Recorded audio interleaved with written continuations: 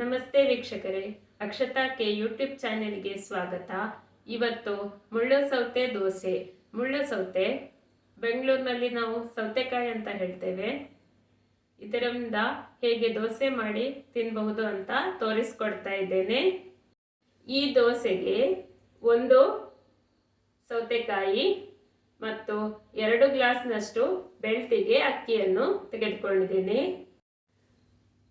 ಮೊದಲಿಗೆ ಸೌತೆಕಾಯಿಯನ್ನು ಚಿಕ್ಕದಾಗಿ ಕಟ್ ಮಾಡಿ ರುಬ್ಕೊಳ್ಬೇಕು.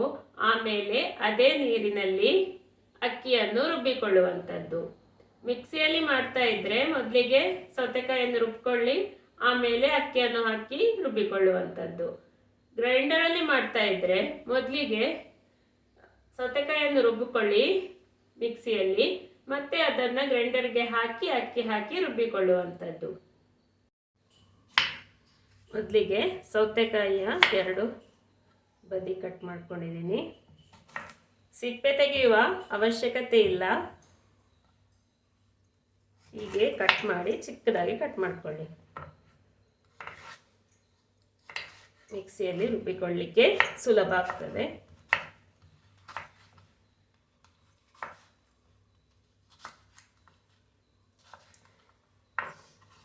ಸೌತೆಕಾಯಿಗೆ ಮಂಗಳೂರಲ್ಲಿ ಮುಳ್ಳು ಸೌತೆ ಅಂತ ಕರೀತಾರೆ.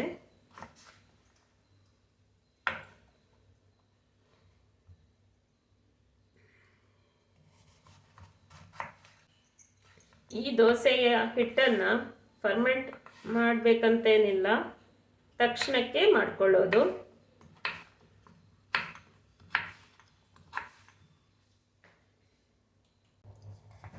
ಮಿಕ್ಸಿ ಜಾರ್ಗೆ ಸೌತೆಕಾಯಿ ತುಂಡುಗಳನ್ನು ಹಾಕ್ಕೊಂಡಿದ್ದೇನೆ. ಈಗ ಇದನ್ನು ರುಬ್ಕೊಂಡು ಬರ್ತೀನಿ. ನೋಡಿ, ಸೌತೆಕಾಯಿಯನ್ನು ರುಬ್ಬಿ ಆಯಿತು. ಬೆಲ್ಲದ ರವೆ ಮಾಡಲು 3 ತುಂಡು ಬೆಲ್ಲವನ್ನು ತೆಗೆದುಕೊಂಡಿದ್ದೇನೆ. ನೋಡಿ, ಸ್ವಲ್ಪ ನೀರು ಹಾಕಿ ಕುದಿಲಿಕ್ಕೆ ಇಟ್ಟಿದ್ದೇನೆ. ಈಗ ರುಬ್ಬಿದ ಸೌತೆಕಾಯಿಯನ್ನು ಗ್ರೈಂಡರ್ಗೆ ಹಾಕ್ಕೊಳ್ತಾ ಇದ್ದೇನೆ. ಆಮೇಲೆ ಮಿಕ್ಸಿಯನ್ನು ತೊಳೆದು ಆ ನೀರನ್ನು ಕೂಡ ಗ್ರೈಂಡರ್ಗೆ ಹಾಕ್ಕೊಳ್ತಾ ಇದ್ದೇನೆ. ಈ ದೋಸೆಗೆ ನಾವು ಸೌತೆಕಾಯಿ ನೀರಿನಲ್ಲೇ ರುಬ್ಬಿಕೊಳ್ಳುವಂಥದ್ದು, ಮತ್ತು ಬೇಕಿದ್ದರೆ ಸ್ವಲ್ಪ ನೀರನ್ನು ಸೇರಿಸ್ಕೊಳ್ಬಹುದು. 2 ಗ್ಲಾಸ್ನಷ್ಟು ಬೆಳ್ತಿಗೆ ಅಕ್ಕಿ, ದೋಸೆ ಅಕ್ಕಿಯನ್ನು ತೆಗೆದುಕೊಳ್ಬೋದು, ಅಥವಾ ಯಾವುದೇ ಬೆಳ್ತಿಗೆ ಅಕ್ಕಿಯನ್ನು ತೆಗೆದುಕೊಳ್ಬಹುದು. ನಿನ್ನೆ ರಾತ್ರಿ ನೆನೆಸಿ ಇಟ್ಟಿದ್ದೆ. ಈಗ ಅದನ್ನು ಗ್ರೈಂಡರ್ಗೆ ಹಾಕ್ಕೊಳ್ತಾ ಇದ್ದೇನೆ. ರುಚಿಗೆ ತಕ್ಕಷ್ಟು ಉಪ್ಪನ್ನು ಸೇರಿಸ್ಕೊಳ್ತಾ ಇದ್ದೇನೆ. ಇನ್ನು ಚೆನ್ನಾಗಿ ರುಬ್ಬಿಕೊಳ್ಳುವಂಥದ್ದು. ಯಾರೆಲ್ಲ ನನ್ನ ವಿಡಿಯೋವನ್ನು ಹೊಸದಾಗಿ ನೋಡ್ತಾ ಇದ್ದೀರಾ, ದಯವಿಟ್ಟು ಸಬ್ಸ್ಕ್ರೈಬ್ ಮಾಡಿಕೊಳ್ಳಿ, ಬೆಲ್ ಐಕನನ್ನು ಪ್ರೆಸ್ ಮಾಡಿ. ಇದರಿಂದ ನಾನು ಹಾಕುವ ಹೊಸ ವಿಡಿಯೋಗಳ ನೋಟಿಫಿಕೇಷನ್ ನಿಮಗೆ ಬೇಗನೆ ಸಿಗ್ತದೆ. ದೋಸೆ ಹಿಟ್ಟು ರೆಡಿಯಾಗಿದೆ. ಇಲ್ಲಿ ಬೆಲ್ಲದ ರವೆ ಕುದಿಯುತ್ತಾ ಇದೆ. ಬೆಲ್ಲ ಕರಗ್ತಾ ಬಂದಿದೆ. ಈ ರವೆ ದೋಸೆಗೆ, ಇಡ್ಲಿಗೆ, ನೀರು ದೋಸೆಗೆ ಬಹಳ ರುಚಿಯಾಗಿರ್ತದೆ. ನೋಡಿ ಫ್ರೆಂಡ್ಸ್, ಬೆಲ್ಲ ಪೂರ್ತಿ ಕರಗಿದೆ, ರವೆ ಸಿದ್ಧವಾಗಿದೆ. ಗ್ಯಾಸ್ ಆಫ್ ಮಾಡ್ಕೊಳ್ತಾ ಇದ್ದೇನೆ. ನೋಡಿ ಫ್ರೆಂಡ್ಸ್, ಈಗ ತವ ಬಿಸಿಯಾಗಿದೆ. ತವಕ್ಕೆ ಸ್ವಲ್ಪ ಎಣ್ಣೆಯನ್ನು ಹಚ್ಕೊಳ್ತಾ ಇದ್ದೇನೆ. ಇಲ್ಲಿ ನಾನು ಕಬ್ಬಿಣದ ತವ ಉಪಯೋಗಿಸಿದ್ದೇನೆ. ಎಷ್ಟು ನೀಟಾಗಿ ದೋಸೆ ಬರ್ತದೆ ಅಂತ ನೋಡಿ. ಇಲ್ಲಿ ನಾನು ದೋಸೆಯನ್ನು ಎರೆದುಕೊಳ್ತಾ ಇದ್ದೇನೆ.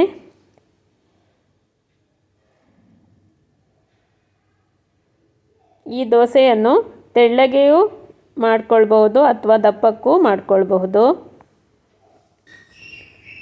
2 ನಿಮಿಷ ಕಳೆದಿದೆ. ಮುಚ್ಚಳ ತೆಗೆದಿದ್ದೀನಿ.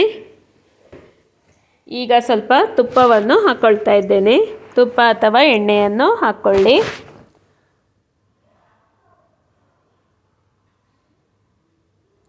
ಈಗ ದೋಸೆಯನ್ನು ತಿರುವಿ ಹಾಕ್ಕೊಳ್ಬೇಕು. ಈ ದೋಸೆಯನ್ನು ನಾನು ಸ್ವಲ್ಪ ದಪ್ಪಕ್ಕೆ ಮಾಡ್ಕೊಂಡಿದ್ದೇನೆ. ಹಾಗಾಗಿ ತಿರುವಿ ಹಾಕ್ಕೊಳ್ತಾ ಇದ್ದೇನೆ. ಎಷ್ಟು ನೀಟಾಗಿ ಬರ್ತಾ ಇದೆ ನೋಡಿ ದೋಸೆ.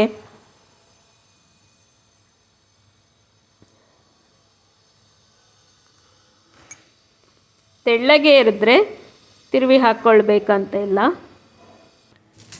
ನೋಡಿ ಫ್ರೆಂಡ್ಸ್, ಈಗ ದೋಸೆ ಆಗಿದೆ, ತೆಗಿತಾ ಇದ್ದೇನೆ. ನೋಡಿ ಎಷ್ಟು ನೀಟಾಗಿ ಬಂದಿದೆ ಅಂತ. ನೋಡಿ ಫ್ರೆಂಡ್ಸ್, ಈ ಥರ ತೆಳ್ಳಗೆಯೂ ಎರೆಯಬಹುದು. ಇಲ್ಲಿ ನೋಡಿ ದೋಸೆ ತುಂಬ ತೆಳ್ಳನೆ ಮಾಡಿದ್ದೀನಿ.